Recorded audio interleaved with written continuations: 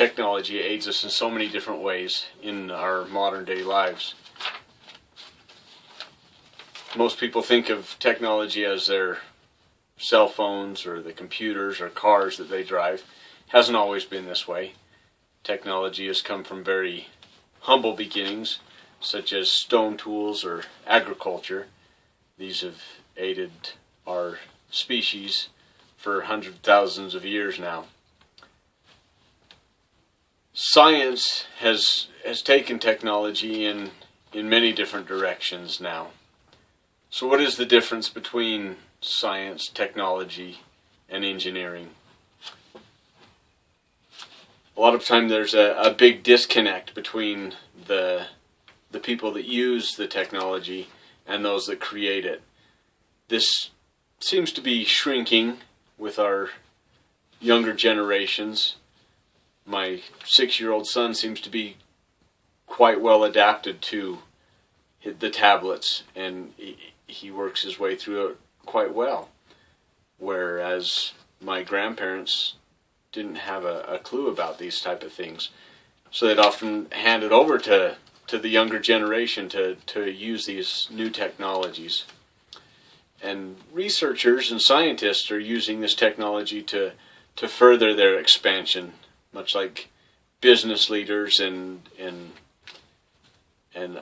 other people use the social networks and such as Twitter, Facebook to expand business and marketing. So what is this difference between the science, engineering, and technology? Science is using a strict, regimented process of discovering new things. It's uncovering the unknown by a systematic study. And engineering is often taking this known things, the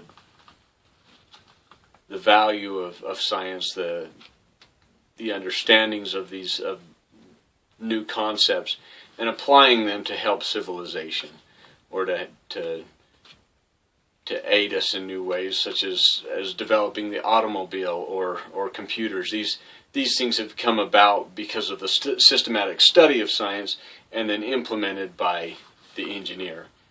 And as I said before, technology doesn't always come from engineering or from the sciences, such as stone tools and agriculture. These things were here much longer before engineering really ever was a profession, or before science was ever a process. So what is engineering? L. Sprague de Camp of the University of Tennessee said of engineers, "The story of civilization is, in a sense, the story of engineering, that long and arduous struggle to make the forces of nature work for man's good." And it sounds romantic, it sounds exciting, but it often wasn't this way. The ancient Egyptians, when they were building the pyramids, it was often a trial and error thing. There was many failures. Same with the great cathedrals.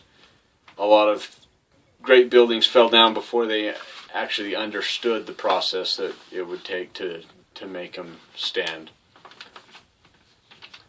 And Romans are another good example of engineering to benefit the society.